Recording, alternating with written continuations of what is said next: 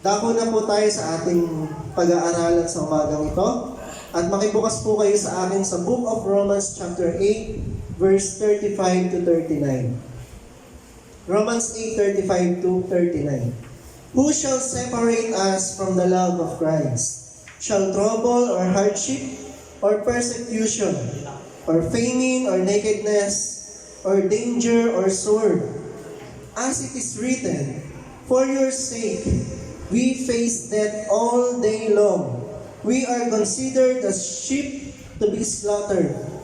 No, in all these things we are more than conquerors. Sabihin nga natin, we are more than conquerors. We are more than conquerors. Through Him who loved us. Verse 38, for I am convinced that neither death nor life, neither angels nor demons, neither the present nor the future, nor any powers, neither height nor depth, nor anything else in all creation will be able to separate us from the love of God that is in Christ Jesus our Lord. Tayo pong natayo mo ko. Pagpalain ng Diyos ang kanyang salita. Salamat po o Diyos sa mga salita mo na ito na aming pong mababasa at mapag-aaralan sa umaga ito, Panginoon. And Lord, we pray na itong iyong mensahe na iyong inahanda para sa amin, ito po ay mangusap sa aming mga puso, sa aming mga spirito, Panginoon, magbigay ng kalakasan at ang aming spiritual na pamumuhay ay mabigyan po ng sigla at kami, Panginoon, ay magkaroon ng panibagong lakas na nagmumula sa iyong mga salita. Salamat po, O Diyos. Ito po aming dalangin sa pangalan ng iyong anak na si Jesus. Amen. Palakpakan natin muli ang Panginoon. Ang ating pong pag-uusapan ay pinamagatang The Love of Jesus. Sabihin niyo nga, The Love of Jesus. The love of Jesus. Pastor, bakit po yan yung topic? Hindi naman, hindi naman Valentine's Day. Eh, mahalaga po pag-usapan natin sa mga oras na ito. Yung pagmamahal ng Panginoong Hesus para sa atin. Amen? Kayo ba ay naniniwala na mahal tayo ng Panginoong Hesus? Amen. Do you believe that Jesus loves you? Sabihin nyo nga sa katabi nyo, Jesus loves you. Jesus loves you. Amen? Tayong lahat ay mahal ng Panginoon. Do you want to know how He loves you so much? Sino dito gustong malaman kung gaano siya kamahal ng Panginoon? Kasi baka sabihin nyo, lagi na lang ang tinuturo namin, lagi na lang galit ang Panginoon. Parang lagi tayong Sige, focus naman tayo dun sa pagmamahal ng Lord para sa atin. Amen? Pag-usapan natin, gaano tayo kamahal ng Panginoon. Tingnan natin, ano yung connection nito sa ipinagdiriwang ng karamihan ngayon. Di ba? Hindi naman lingid sa ating kaalaman na ngayon po ay tinatawag na Holy Week. Amen? O Semana Santa. Ano po ang mga characteristics o katangian ng pagmamahal ng Panginoong Hesus para sa atin? What are the characteristics of Christ's love for us? Una po, the love of Jesus is immeasurable. Sabihin nyo immeasurable. Immeasurable. Pag sinabing immeasurable, hindi kayang sukatin. Amen? Hindi kayang bilangin. Wala kang pwedeng gamitin na panukat. Ang isang bagay, kaya mo siya na isusukat kasi meron kang tinatawag na panukat. Yung panukat na yun, nilagyan natin ng standard. O ito ay tinawag na 1 inch, 1 centimeter, 1 kilometer. So, i-compare mo siya doon para masabi mo, ay ito, 1 kilometer ang sukat nito. Amen? Pero pagdating sa pagmamahal ng Panginoon, wala kang pwedeng gamiting panukat. Because it is immeasurable. Sabi dito sa verse 38, for I am convinced that neither death nor life, neither angels nor demons, neither the present nor the future, nor any powers, neither height nor depth, wala sa taas, wala sa lalim, nor anything else in all creation will be able to separate us from the love of God. That is in Christ Jesus our Lord. Amen? Ibig sabihin, yung pagmamahal na yon ay nasa Panginoong Jesus. It is in Christ Jesus our Lord. Kung wala ang Panginoong Jesus, wala tayong pag-uusapan na love. Because we are not deserving of God's love. Amen? We don't deserve God's love. Without His Son, without Jesus Christ, kahit gaano ka pa kabait, kahit gaano ka kagaling, kaganda, kagwapo, hindi ka tayo kaibig-ibig sa harap ng Panginoon. Why? Because all of us have sinned and fall short of God's glory. Hindi tayo nakaabot dun sa pamantayan. Paano lang natin yun maaabot? Sa pamamagitan ng Panginoong Yesus. Kahit ikaw na yung pinaka-relihiyosong tao sa buong mundo, baliwala yan if you do not have Jesus Christ in your life. Hindi ka mamahalin, hindi ka kaibig-ibig sa harap ng Diyos. Amen? God's love for us cannot be measured. Do you know how much God loves you in Christ Jesus? Alam niyo po kung paano lang natin masusukat. Subukan yung i-stretch yung kamay niyo magkabila. Yan. Yan po yung ilustrasyon kung gaano tayo kamahal ng Panginoon. Iniunat niya ang kanyang kamay. Ang magkabila niyang kamay sa krus. Siya ay napako sa krus. Ganyan ang pagmamahal ng Diyos para sa atin. And then imagine there's a nail that pierces on both of your hands. That is how wide Jesus loves you. Ganyan yung pagmamahal ng Panginoon sa atin. Siya ay napako sa krus. At siya ay namatay 2,000 years ago para sa iyo. Hindi ka pa isinisilang sa mundo. Namatay na si Jesus para sa iyo. At siya ay nabuhay na magmuli. 2,000 years ago na po, hindi po totoo yung every Easter Sunday nabubuhay ulit ang Panginoon. At tuwing Biyernes Santo ay patay si Kristo, patay si Jesus. Kaya malakas yung mga anting-anting. Diba? Ay, malakas yung mga anting-anting nitong mga ano na ito, di ba? Lumalakas yung kapangyarihan. Tapos, pagdating ng linggo, buhay na ulit. Hindi po namamatay at nabubuhay muli ang Panginoon Jesus taon-taon. Nangyari na po yun isang beses. For Christ died once and for all for us. Minsan lang namatay ang Panginoong Jesus para sa ating lahat. Minsan lang din po siya nabuhay magmuli. Hindi na po yun mauulit. Kaya sa tuwing nagkakasala po tayo, para natin ipinapako muli ang Panginoong Jesus. Amen? Sabi po sa Hebrews, wala na pong natitirang hain para sa atin. Kung i-reject natin ang Panginoong Jesus, wala na, hindi na siya pwedeng ipako muli sa krus. Hindi natin pwedeng gayahin yung ginawa ng Panginoong Jesus. Na tayo'y magpapapako sa krus para bayaran yung sarili nating kasalanan. Kahit anong penitensya mo, kahit anong hataw mo sa likod, ng bubog, ng blade, hindi po niyan kayang bayaran ng ating kasalanan. Kasi yun po ay binayaran na ng Panginoong Jesus. John 3:16, For God so loved the world that He gave His one and only Son, that whoever believes in Him shall not perish but have eternal life. Alam natin, kabisado po natin. Pero gaano po natin ito naiintindihan sa buhay natin? God loves us so much. How much does God love you? He sent His one and only Son to die for you.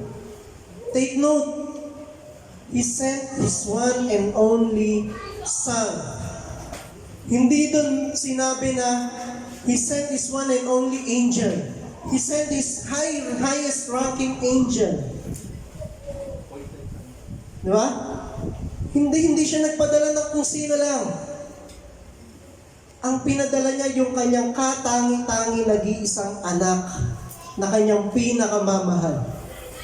Paano kung ikaw, halimbawa, kaya mo bang ibigay ang iyong nag-iisang anak para sa iyong kaaway?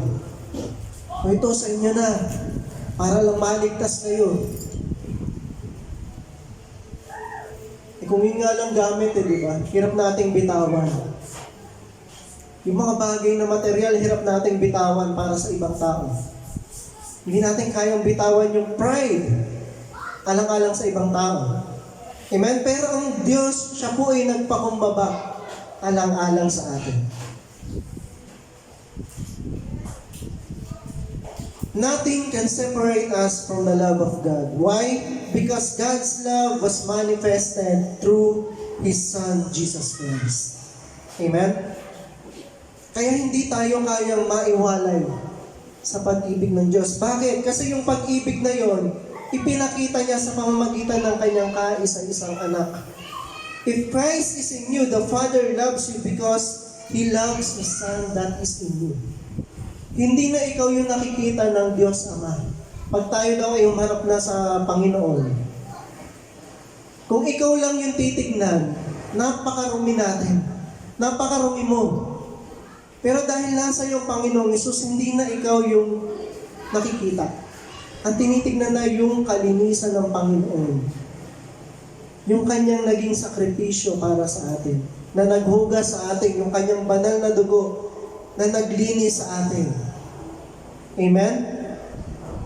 Though your sins may be as red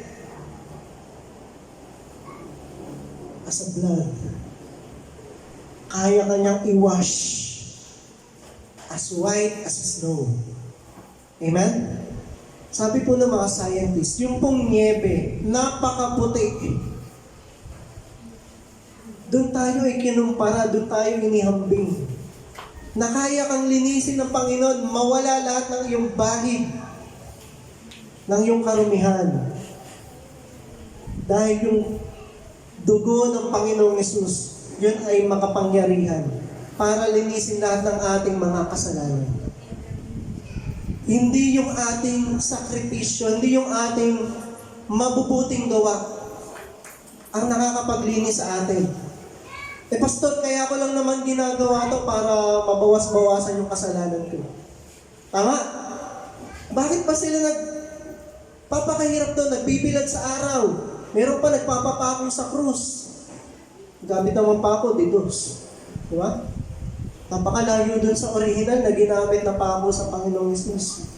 Kung nakakita na kayo ng pako sa release ng tren, yung tinatawag na traverse, ang laki nun. Tapos, hindi siya bilog. May mga kanto.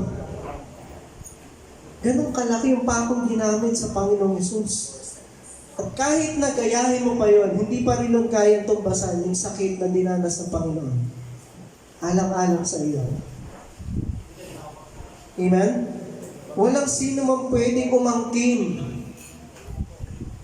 sa pagka-Diyos ng Panginoong Hesus. Walang sino man pwedeng umangkin sa kapangyarihan ng Panginoong Hesus na magligtas. Kaya huwag kayong basta maniniwala. Kung sino man dyan yung nagsasabi, ako ang kaligtasan. Ako ang katuparan ng salita ng Diyos. Di ba? Sabi nga natin, no? Lagi natin na i-share about kay Kibuloy. Siya po ay isa lamang sa mga halimbawa. Kaya magugulat ka, ang dami pa rin naniniwala. Tama. Kahit malinaw naman sinasabi sa salita ng Diyos, ang tanging Panginoong Hesus lang ang daan patungo sa kaligtasan. Amen? Naalala ko nun, sabi ni Kibuloy, sumuko na kayo sa akin. Dahil sinasabi nga niya, He's the appointed Son of God. Pero ngayon, baliktad na po. Mga tao na yung nagsasabi sa kanya, sumuko ka na, Kibuloy. Hinahanap ka ng batas. Na hindi na lang po sa Amerika, kundi maging dito, siya po ay wanted. Sabihin natin, siya po isa lang sa halimbawa. Napakarami pa pong katulad niya. Kaya tayo po, mahalaga na alam natin kung ano yung sinasabi sa salita ng Diyos para hindi tayo basta nalilin lang. Amen? He does not love you because of who you are or what you've done. He loves us because of His Son who is in us. What did the Father said after Jesus was baptized? Matthew 3:17. And a voice from heaven said, "This is my Son whom I love. With Him I am well pleased." We cannot do anything that is worthy of God's love, for we are all corrupted by sin. Tanging ang Panginoon Jesus lang yung sinabihan niya, "This is my Son whom I love." Amen? Kaya kung nasa iyo ang Panginoong Jesus, nasa iyo ang pag-ibig ng Diyos. Amen? Pero pagka ang Panginoong Jesus ay patuloy mong nire-reject sa buhay mo, pagdating ng paghuhukom, sabi nga, marami ang tatawag sa Kanya, "Panginoon, Panginoon, papasukin mo ako sa iyong kaharian." Subalit ano ang sasagot ng Panginoon? "Lumayo kayo sa akin. Hindi ko kayo nakikilala." Subalit Panginoon, may hirit pa eh. Kilala ka namin. Binida na yung kanyang mga naging mabuting gawa. Nagpakain kami. Nagpalayas kami ng mga demonyo sa pangalan mo. Ano ba ibig sabihin nun? Itong mga nagkiklaim na ito po ay mga professing Christian. Ang sinasabi nila sila ay mananampalataya. Pero anong sasabihin sa kanila ng Panginoon? Hindi ko kayo nakikilala. Diba? Napakasakit nun. Akala mo, buong akala mo, ikaw ay makakapasok sa langit. Dahil namuhay ka naman ng mabait, mabuti, pero pagdating pala doon, hindi ka papapasukin. Why? Because you have rejected Jesus Christ in your life. Sabi nga natin, kahit ikaw na yung pinaka-religious na tao dito, hindi pa rin yan basihan para ikaw ay makapasok sa langit. Who will not perish and have eternal life? Only those who believes in Jesus Christ. Yan po yung malinaw na sinabi sa John 3:16. That whoever believes in Him shall not perish, but have eternal life. Yun lang pong mga maniniwala. Amen? Kaya hindi tayo naniniwala na lahat naman ng tao maliligtas sa huli. Hindi po. Ito pong promise na ito ay matutupad lang doon sa binanggit. Kung sino po yung maliligtas. Yun lamang po mga maniniwala sa Panginoong Hesus. Yun lamang magsusuko ng buhay sa Kanya. Yun po yung ibig sabihin ng paniniwala. Hindi ka lang basta naniniwala, kundi ikaw ay isinuko mo yung buong buhay mo sa Panginoon. Ibig sabihin, handa kang sumunod, anuman yung ipagawa niya sa iyo. Hindi yung ikaw pa rin yung nasusunod. Amen? Yun po yung ibig sabihin ng pagiging Panginoon ng Panginoong Hesus sa buhay natin. Kung siya yung Panginoon, bakit ikaw pa rin yung nasusunod sa buhay mo? Tama po? Kung talagang siya na yung Panginoon sa buhay natin, bakit tayo pa rin yung nasusunod? Kung ano yung gusto natin, yun yung nangyayari. Minsan, ang panalangin natin, inuutosan pa natin ng Diyos. Nasa munod dun sa panalangin natin. Lord, i-bless mo po itong aking ginagawa. Lord, pagpalain mo itong ginagawa ko, na ito ay mangyari, na ito yung mangyari, ito yung gawin mo sa buhay ko. Kailan ka na nalangin, Panginoon? mangyari yung kalooban mo sa buhay ko. Alala niyo yung the Lord's Prayer. Hallowed be thy name, thy kingdom come, thy will be done. Ganun po dapat ang ating panalangin. Yung mangyari ang kalooban ng Diyos sa buhay natin. Galang hindi po ganun ang madalas nangyayari. Ang Lord, ginagawa natin genie sa buhay natin. Ano man yung wish natin, ano man yung kagustuhan natin, yun yung gusto nating matupad, yun yung gusto nating mangyari. Okay? The love of the Father is only for those who also loves His Son. Sabi doon sa verse 39, neither height nor depth, nor anything else in all creation will be able to separate us from the love of God that is in Christ Jesus, our Lord. So that is another condition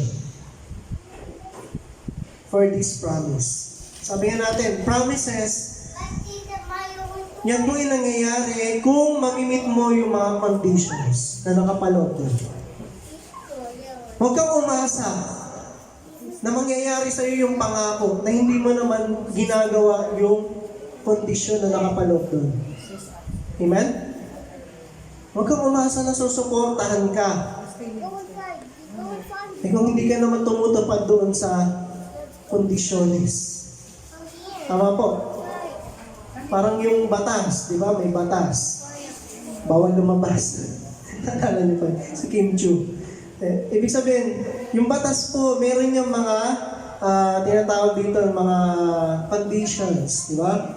Ano yung mga, ano yan? Kailangan ganito. Kung gusto mo makatanggap ng ayuda, kailangan doon ka nakatira. Di ba? Yun yung mga condition eh. Kailangan, ano ka, senior citizen ka, kailangan, ganito, ganyan ka. Eh, kung hindi ka ganun, wala kang makukuha. Tama po? Ganon din po itong promises po nito. Sabi na, that is in Christ Jesus, our Lord. Ang tanong, is Jesus Lord in your life? Baka kilala mo lang ang Panginoon, pero hindi mo siya kinikilala bilang Panginoon. Maraming tao, pag tinanong mo, kilala mo ba si Jesus? Siyempre, sasagot yan, oo. Di ba? Kaya, kilala niyo ba yung presidente? Kilala namin. E tanong, kinikilala mo ba yung ating namumuno, si Presidente, BBM? Hindi po ako pro or anti. Ginagawa lang natin example. Tama? Maring kilala mo, pero rebelde ka pala. NPA ka. Kalaban ka pala ng gobyerno. Tama? Maraming tao kilala ang Diyos. Pero ayaw kumilala sa kapangyarihan ng Diyos sa kanilang buhay. Ayaw sumunod. Ay, ibig sabihin, nung sumusunod, yung nagpapasakop. Amen? So kung nais mong matupad itong pangako na ito sa buhay mo, you need to know Jesus. To accept Jesus as your Lord. Not just your Savior. Amen? Hindi lang siya tagapagligtas, kundi siya ay Panginoon o Diyos. Sabi ng mga saksi ni Jehovah, hindi naman ikaw, Diyos yan. Yan ay tao lang. Sabi rin ng mga INC, ayan ay si Jesus, yan ay tao lang. Kasi sabi, Son of Man. Di ba?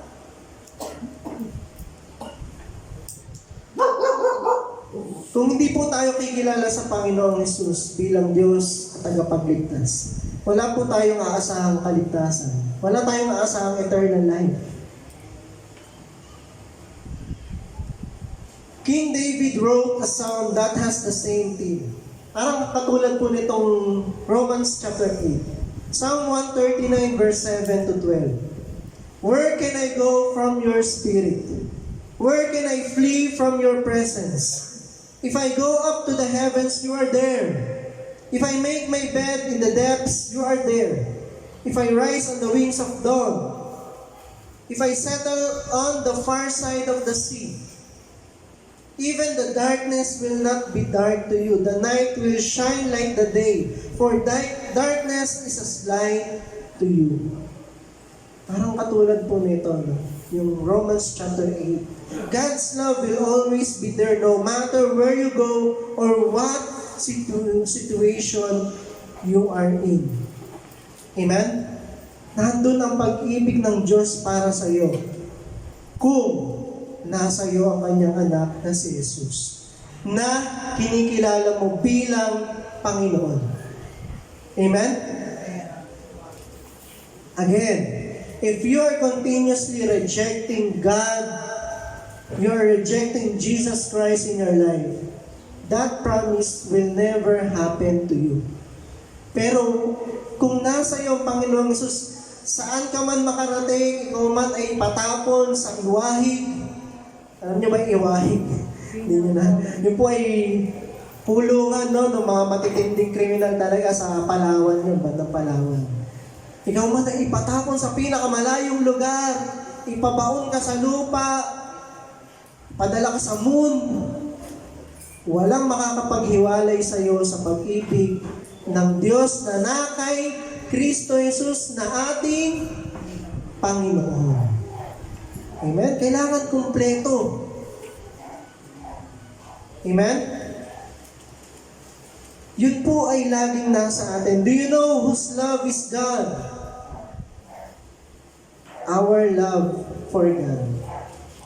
Ang pag-ibig ng Diyos hindi nawawala. Kaninong pag-ibig ang nawala? Yung sa atin. Yan po yung subjective. Ibig sabihin, nakadepende. Nakabase sa iyong kalagayan sa buhay. Pagka okay yung mga nangyayari sa buhay mo, I love na love ko si Lord. Pag binibless ka ni Lord, I love na love ko si Lord. Pag may problema na, hindi ko na love si Lord. Diba? Hindi na ako love ni Lord. Akala mo lang yun. Diba? Pag may matindi ka ng pinagdadaanan, nawawala yung pag-ibig natin sa Diyos. Sinisisi na natin siya sa nangyayari. Naalala niyo po yung kwento ng footprints in the sand. Ito yung bata ako, hindi ko maintindihan ito eh. Nakikita ko ito, madalas marami itong nakadikit sa pader. Footprints in the sand. Napakasimple lang naman ng kwento. Para doon sa mga hindi pa nakakaalam. Minsan meron pong Kristiyano naglalakad sa buwangan. Yun po ay kanyang panaginip, no? Nangusap ang Diyos sa kanya sa pamamagitan, no? Doon sa kanyang panaginip, nakita niya na siya ay naglalakad kasama ng Panginoong Hesus. At doon nakita niya, paglingon niya, 2 set ng footprints yung naiiwan. Subalit nung dumating yung time na nagkaroon siya ng matinding pinagdadaanan, paglingon niya, 1 set na lang. Sabi niya, nasaan yung isa? So nagkaroon siya ng conclusion, ako na lang pala mag-isa. Iniwan pala ako ng Panginoon. So siya'y nalungkot. Subalit, sa kanyang pagpapatuloy, nangusap sa kanyang Panginoon, Anak, alam mo ba kung kanino yung footprints na yan na nakikita mo? Sa akin yan. Kasi buhat-buhat kita ng mga panahon na yan. Amen? Kaya akala natin, iniwan tayo ng Panginoon nung tayo ay nahihirapan. Yun pala, dala-dala niya tayo. Nothing can separate us from the love of God through Jesus Christ. Hindi po tayo kayang iwalay ng problema. Amen? Hindi tayo kaya wag tayong basta bibitaw. Kung meron tayong nararanasan sa problema sa buhay, mas lalo tayong pumapit sa Panginoon. At siya po makakasama, mas matindi yung kapit niya sa'yo kaysa yung kapit mo sa Kanya. Amen? Pangalawa, the love of Jesus is sacrificial. Sabihin nyo, sacrificial. Sacrificial. So yung una po ay immeasurable. Pangalawa, sacrificial. Romans 5 verse 8. But God demonstrates His own love for us in this. while we were still sinners, Christ died for us. Ito yung sinasabi natin kanina. Na ikaw, habang makasalanan ka pa, namatay na ang Panginoong Hesus 2,000 years ago. While you were still an enemy of God, Christ already died for you. Habang gumagawa ka pa ng kasalanan, nagsakripisyo ng Panginoong Hesus para sa iyo. Jesus laid down His life for you even before you loved Him. Bago mo pa ibigin ng Panginoon, siya na yung unang nagmahal sa atin. Amen? Kaya huwag mong sasabihin, natagpuan ko ang Diyos sa buhay ko. Mali. Ang Diyos ang nakatagpo sa atin. Jesus paid the ransom for our sins with His own blood.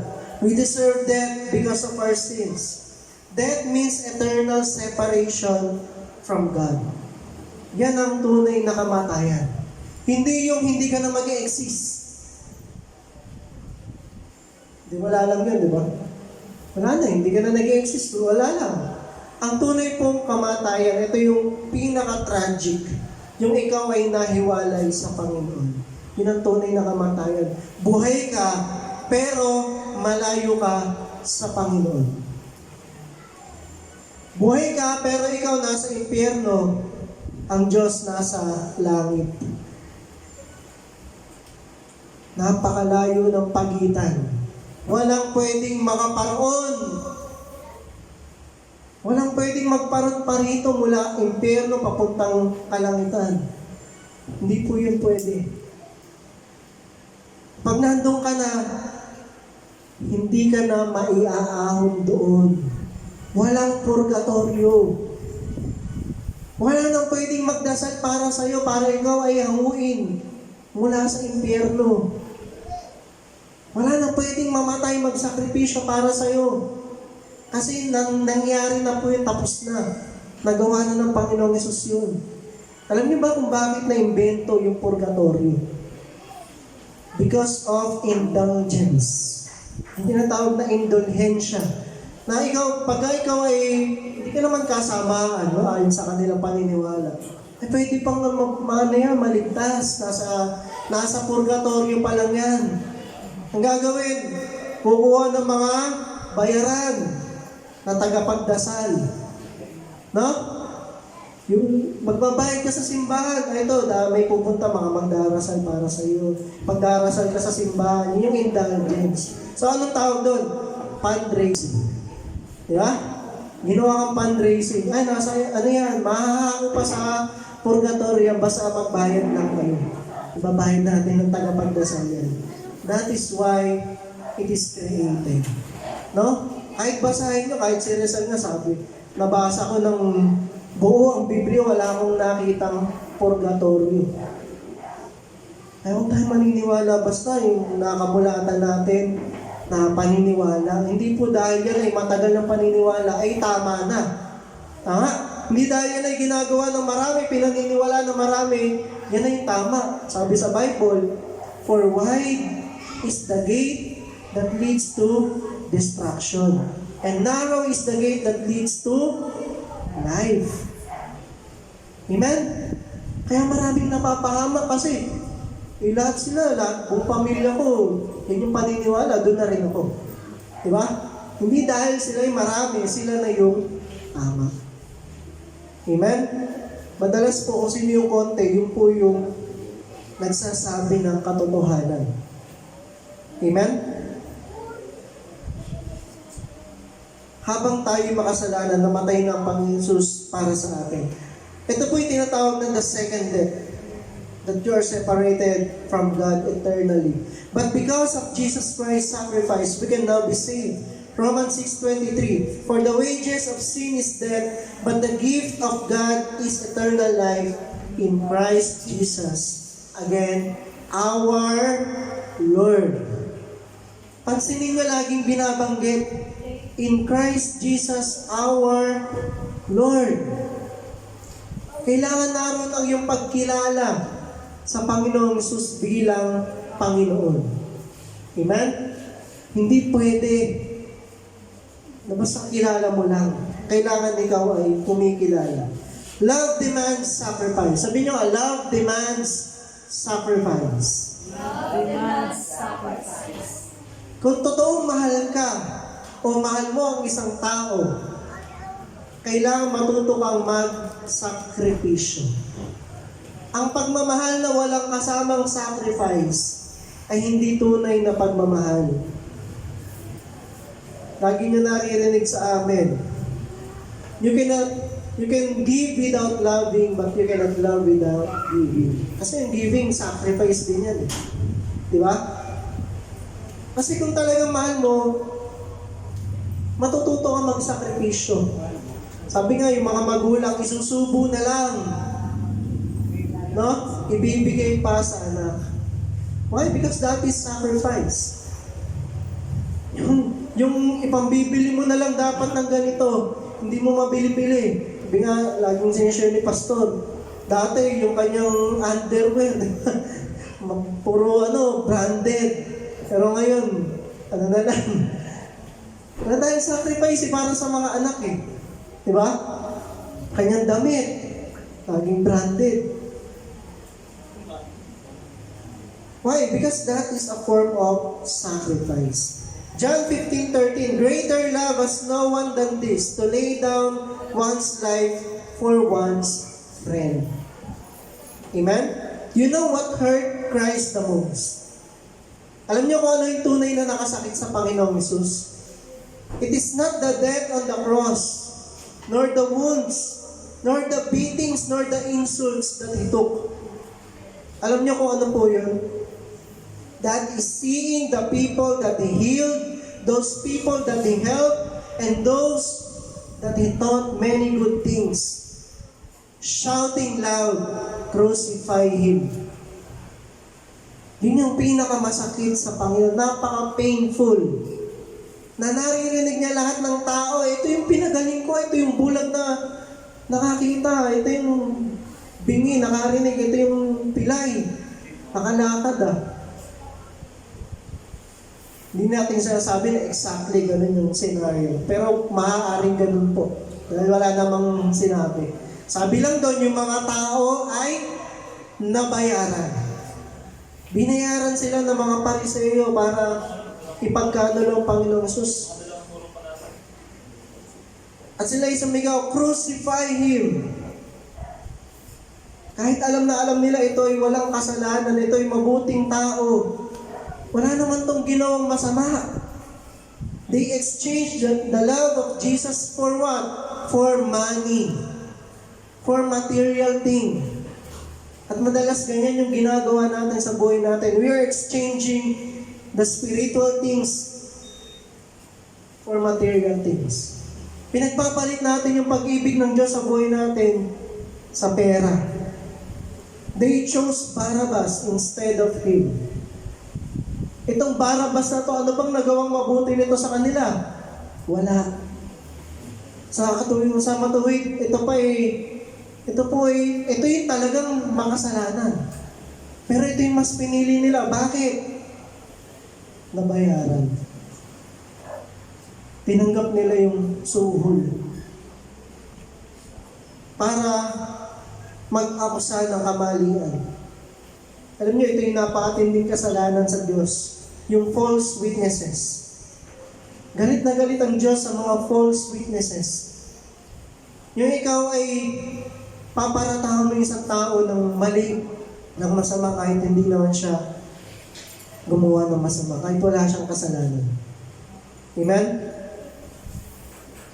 We also do the same with Jesus when we rather choose other things instead of Him, and that hurts Jesus the most. Kaya anong sabi niya doon sa rich young man, na itong lalaking to pinagmamalaki, Lord, nagawa ko na lahat yan. Ano sabi niya? Mabait na ako. Ano pang kulang? Sabi ng Panginoon Jesus, ito pa yung kulang mo. Iwan mo lahat yan, sumunod ka sa akin. Anong ginawa niya? Siya ay tumalikod na napakalungkot. Why? Because he is very rich. Ano mas pinili niya? Yung kayamanan. Instead sa Panginoong Jesus. Minsan, ang karibal ng Diyos sa buhay natin, labada. Gawain sa bahay. Kasi, Pastor, may sipon ako eh. Kasi may may gagawin pa ako eh. Diba? Okay, minsan talagang valid naman yung dahilan, no? Pero, isipin natin mabuti. Hindi lang naman tuwing Sunday natin mapapatunayan na tayo ay Kristiyano. Kahit sa pang-araw-araw na buhay natin, alin yung mas pinipili mo? Mas pinipili mo bang sumunod sa Panginoon o yung ikaw ay magkaroon ng mga bagay na ito? Amen? Saan natin pinagpapalit ang Panginoon? But you know what?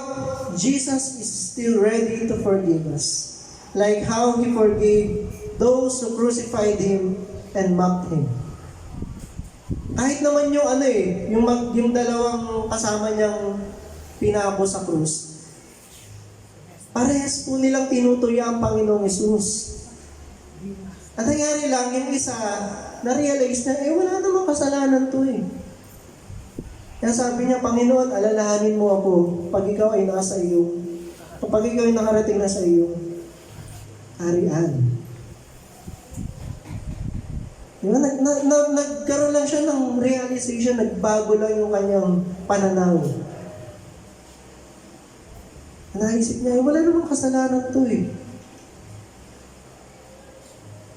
Handa kang patawarin ng Panginoon Jesus. Katulad nung lalaking yun, na buong buhay niya siya ay gumagawa ng kasalanan. At the very last moment of his life,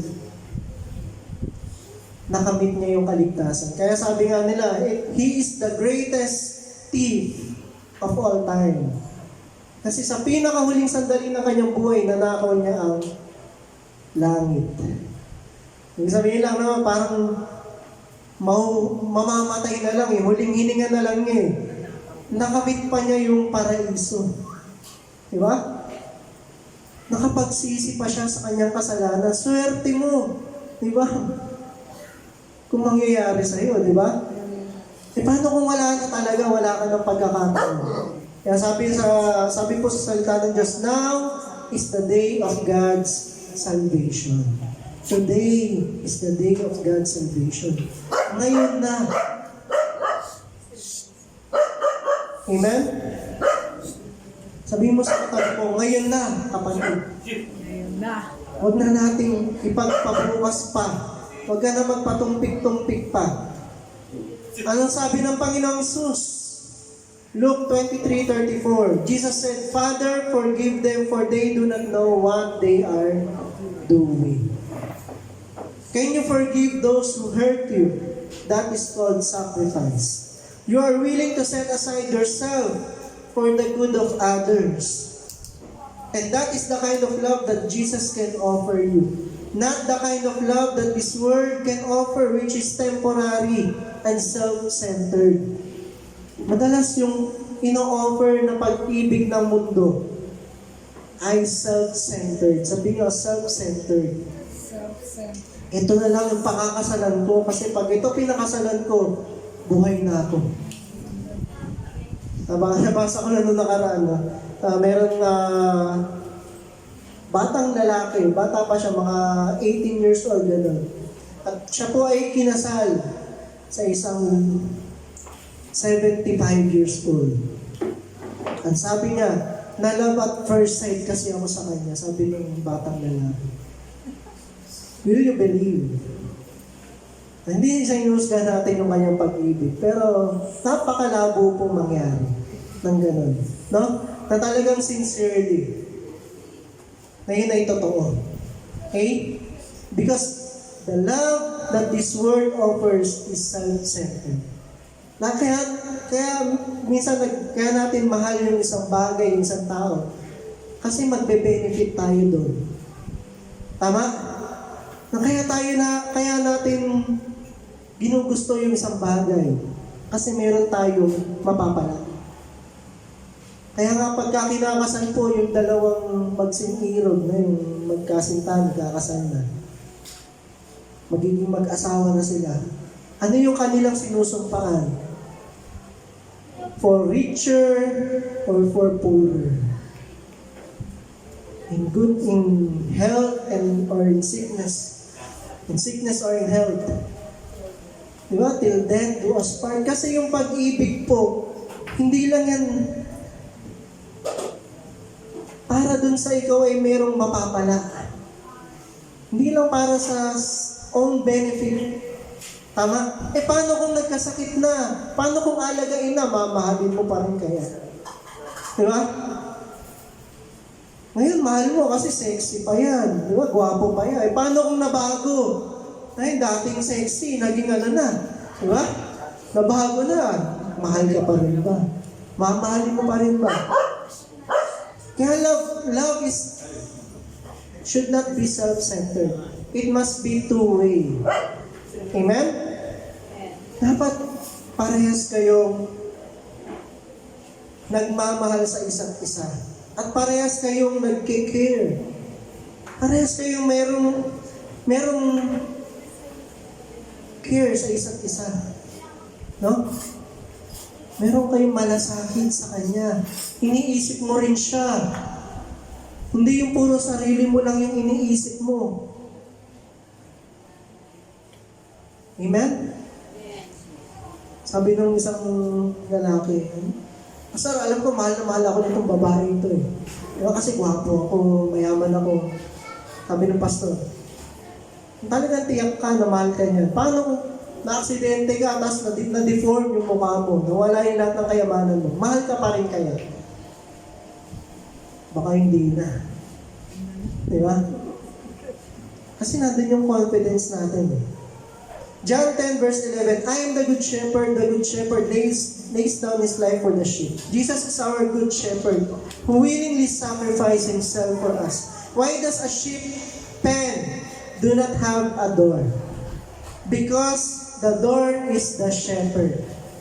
Yung pong kulungan ng mga tupa, wala daw yung pinto. Kasi ang pinto nun mismo yung pastol na handang magtanggol sa kanila. Amen? Kaya sabi ng Panginoon, I am the way, I am the truth and the life. Kasi siya yung pinto. Walang makakadaan doon kung di dadaan sa Kanya. Walang makakapasok, walang makakapangwasak, walang makakapanira kung di dadaan sa Kanya.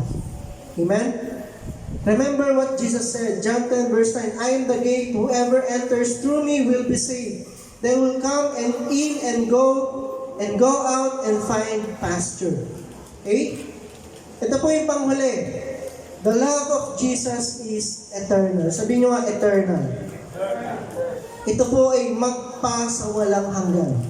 John 10:27 to 30. My sheep listen to my voice. I know them and they follow me. I give them what? Eternal life. And they shall never perish. No one will snatch them out of my hand. My Father who has given them to me is greater than all. No one can snatch them out of my Father's hand. I and the Father are one. Kung isipin natin mabuti, ilan po ang nakahawak sa atin? Una, ang Panginoong Hesus. Pangalawa, ang Diyos Ama. Kapag tayo ay na kay Kristo na, walang makakaagaw sa atin mula sa Panginoong Hesus at sa Diyos Ama. Pastor, bakit meron pong bumibitaw? Exactly. Hindi ka binitawan ng Panginoon, hindi bumitaw sa iyo ang Diyos. Ikaw yung kusang bumitaw sa Kanya. Kasi meron po tayong kalayaan ng pagpili o yung free will na tinatawag. Ang mga magulang, sa pagmamahal niya sa anak, hindi niya bibitawan yan. Tama? Kaya lang yung anak yung talaga nagpupumilit bumitaw. O sige, hayaan ka. Hanggang sa madapa, iiyak, tatawag ulit, hahawakan ulit. Yung parang ganun po yung pag-ibig, no? Yung pagka nagmamahal yung magulang sa anak. Sige, hayaan mo. Parang yung prodigal son, di ba, na-realize lang niya kung ano yung pinagkaiba nung siya ay nasa piling pa ng magulang niya. Ang pag-ibig ng Diyos, ito po ay hindi nagmamaliw. Christ's love for you is eternal. He wants you to be with Him in eternity. Only Jesus can give us eternal life. No one can snatch you from the love of God. That is called eternal security. Sabi nyo nga, eternal security. Eternal security. Kaya tayo naniniwala, pag ikaw po ay pinili ng Diyos, you are appointed to be saved. Hindi po yun mababago. Hindi bura-bura yung record sa langit dahil sa mga ginagawa mo. O ngayon, mabait, nakasulat. Ay, sumuway, bura. Because the love of God is not, the salvation is not based on our good works. Diba? Hindi naman yun dahil sa mabuti ka, kaya ka maliligtas. Ang ating pangalan, kung ikaw ay pinili ng Diyos, yan ay nakasulat na sa aklat ng buhay. Amen? Wala nang makapagbabago nun. Ang tanong na lang sa atin, tayo ba ay sigurado na ligtas na tayo? Pastor, paano ko makakasiguro? Makikita ko ba yung book of life? Pwede ba natin silipin? Ay, nandun na. Minsan kung gusto mong makasiguro kung talaga ikaw ba ay anak ka ng nanay at tatay mo. Diba? So makita yung record ko. Ay, totoo nga. Anak nga ako ng nanay at tatay ko. Alam niyo kung paano niyo masisiguro sa buhay niyo? Kailangan mo tanggapin ang Panginoong Jesus. At ipakita mo na ikaw ay tunay nga na anak na ng Diyos.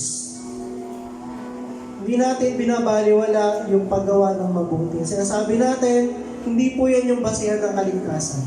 Pero yan po ang magpapatotoo na ikaw nga ay ligtas na.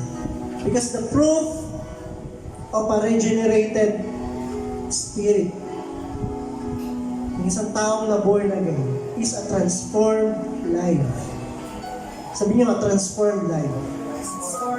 Sabi sa 2 Corinthians 5:17, for if anyone is in Christ, he is a new creation. The old has gone and the new has come.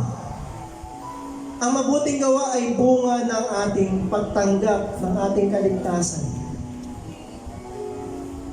Amen? Hindi siya yung pinagmumulan. Hindi siya yung dahilan.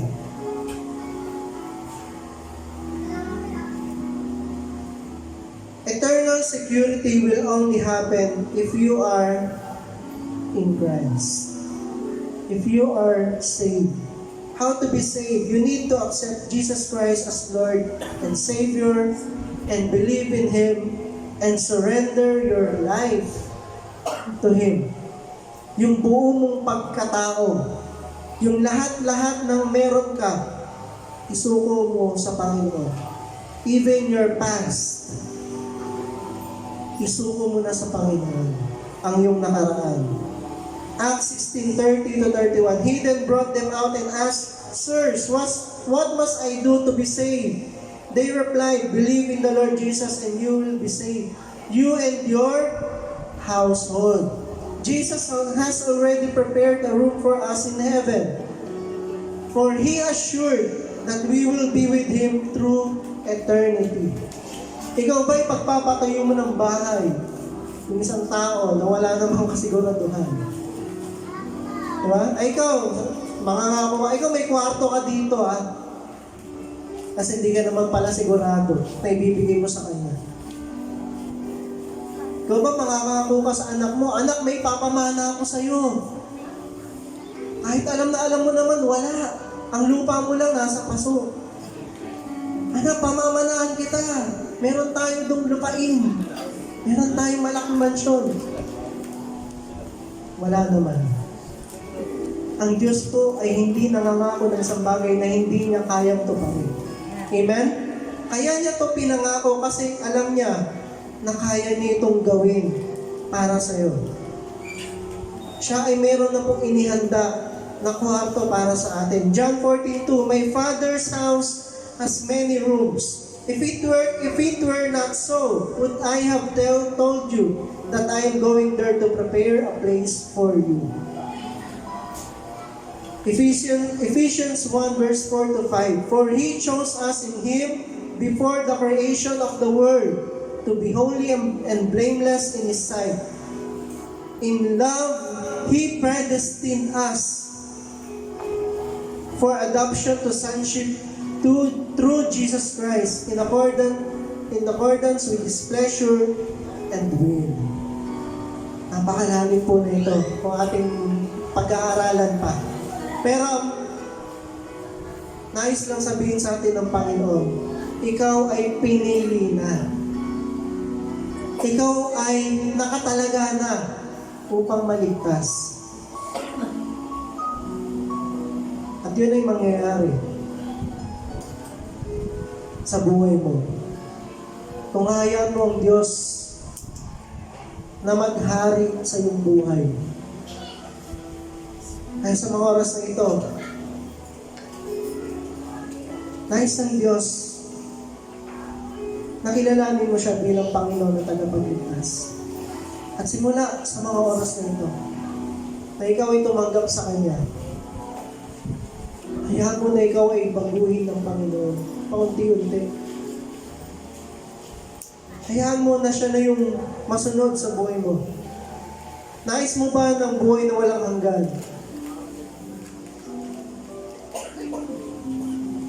Tayo pong lahat ay tumayo para po sa ating panalangin. Kung sino man po sa mga oras na ito ang nais tumanggap sa Panginoon at magkamit ng buhay na walang hanggan, maaari kang sumabay sa panalangin na ito. Tayo po ay umuko at tumikit. Sabayan po natin ang panalangin. Dear God, I know that I am a sinner and I need a Savior. I want to turn away from my sinful life to the life that you have planned for me. Please forgive me from my sins. Cleanse me of my past with your blood and make me new. I know that your Son, Jesus Christ, died for me. I believe in my heart that you raised Him from the dead. At this very moment, I accept, confess, and proclaim Jesus Christ as my personal Lord and Savior. To live in my heart from this day forward. Thank you, Jesus, for your grace that has saved me from my sins and has given me eternal life. Please send your Holy Spirit to guide me and to help me do your will for the rest of my life. In the mighty name of Jesus Christ, our Lord. Everybody say, Amen. Palakpakan po natin ang Panginoon. Mali na po tayo mo po.